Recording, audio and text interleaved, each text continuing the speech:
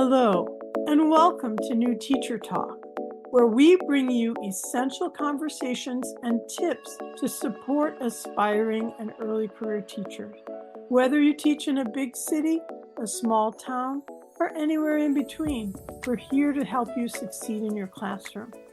My name is Todd Leban, and I am a middle-level art teacher in the suburbs of Chicago, Illinois. Today, I'm going to examine the phrase, think big, not small. Although I spend my time in the visual arts discipline, I'm going to share some thoughts and ideas that are applicable to other subject areas.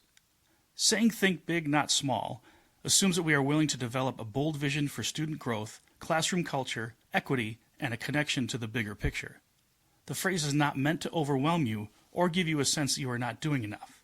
It is meant to empower you and give you clear purpose and drive. When you leave school at the end of the day, your physical and mental state should tell you that you are doing enough. Let's pause for a moment and touch briefly on that last sentence. When you leave school at the end of the day, your physical and mental state should indicate that you are doing enough. How many of you leave the building drained from the day's activities? How many of you focus on the negative things and not the wins?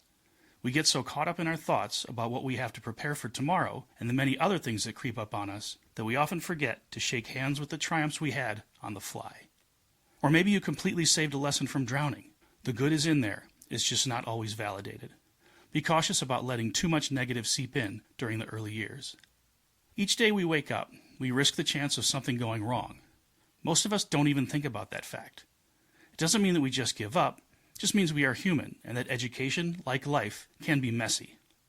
I remind my students of this when they hit a roadblock or are anxious to try something new.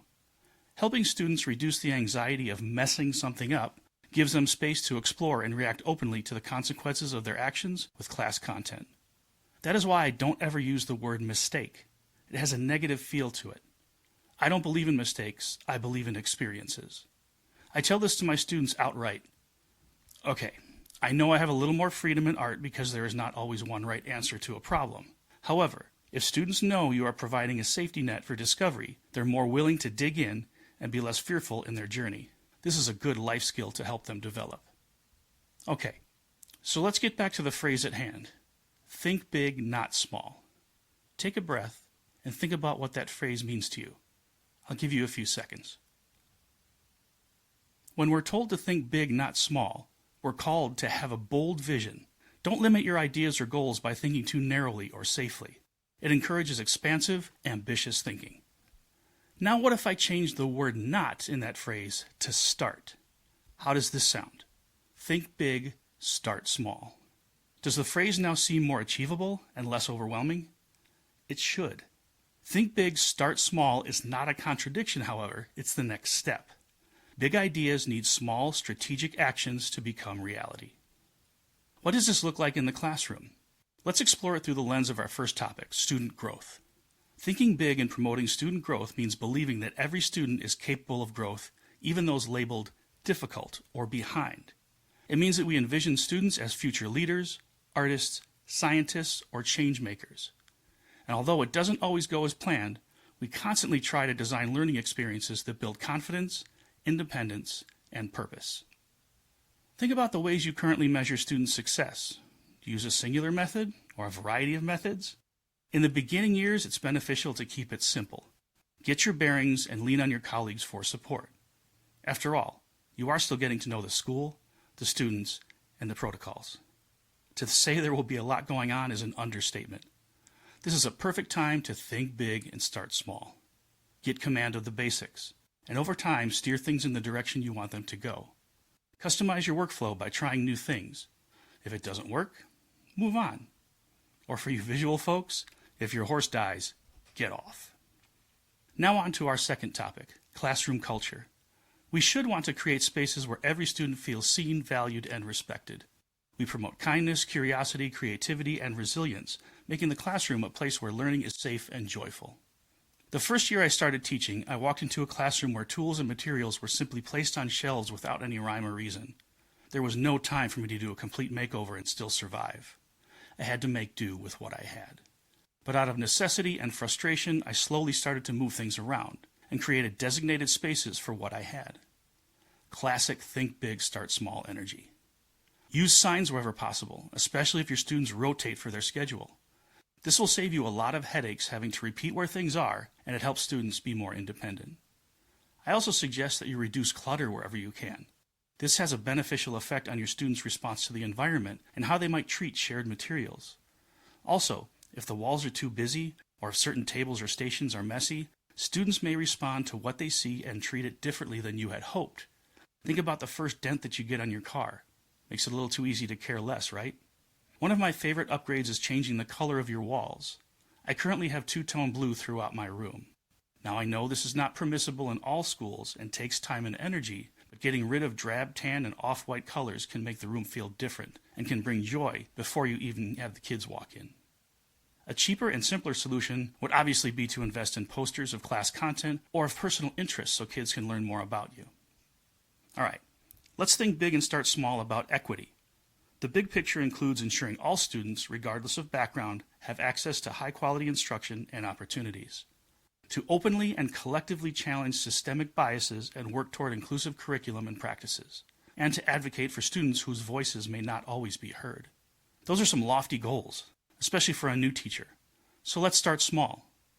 Although a daunting task, never underestimate the power of a good seating chart. For me, the best way to start the year is to have students arranged alphabetically. It sets a tone, shows that you care about order, and makes your life easier for attendance and getting the class going. Plus, they may already be used to sitting alphabetically in previous grades and may groan a little less because they expect it. As you get to know students, you can troubleshoot and move distractions or students with conflict. This seems obvious, but I've strayed and paid for doing it differently. Another great way to provide equity is to get to know your students. I use a Google form at the beginning of the year that gauges student interest and comfortability with art making. I also ask them to list classmates they feel comfortable with, and I ask for their pronouns. Their pronouns are added to my class rosters for my benefit and so that a sub can be informed. The rest of the responses are printed and assembled in a binder that I can refer to during class. One of the more difficult roadblocks to equity is bias. We must remain aware of who gets called on, who is asked to help out, and who gets disciplined. Are our choices excluding certain students?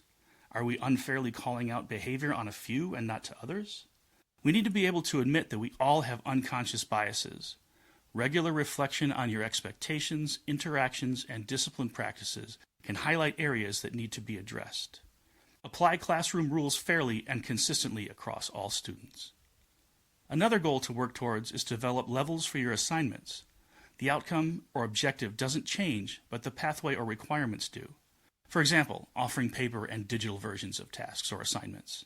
Lessen the amount of steps required for each level. Offer choice so that students can select their path based on their skill level and competence. Last but not least, let's think big and start small about mental health. For example, the think big idea. I want my students to feel safe and supported each day. The start small portion. Every Monday, we'll do a 2-minute emotional check-in and ask, what do you need from me this week? This does not always have to be a discussion, though. In recent years, I have posted flyers in my room based on the flyers you may see on telephone poles and streetlights. You know the ones. They offer a service, and they have tear-off pieces at the bottom with a phone number on them. I have created my own that say, take what you need.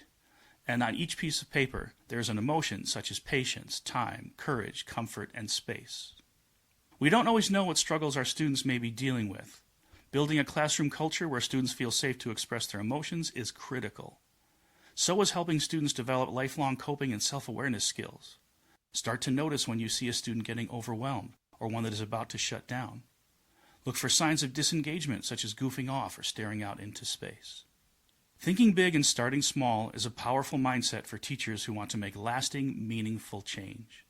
It reminds us to hold bold visions for equity, mental health, or student growth, while recognizing that real progress begins with small, intentional actions. By starting with simple shifts in our daily routines, language, or classroom culture, we can build momentum toward larger goals without becoming overwhelmed. It's not about doing everything at once. It's about doing the next right thing with purpose and trusting that those small steps will lead to a big impact over time. Thanks for spending part of your day with us on New Teacher Talk.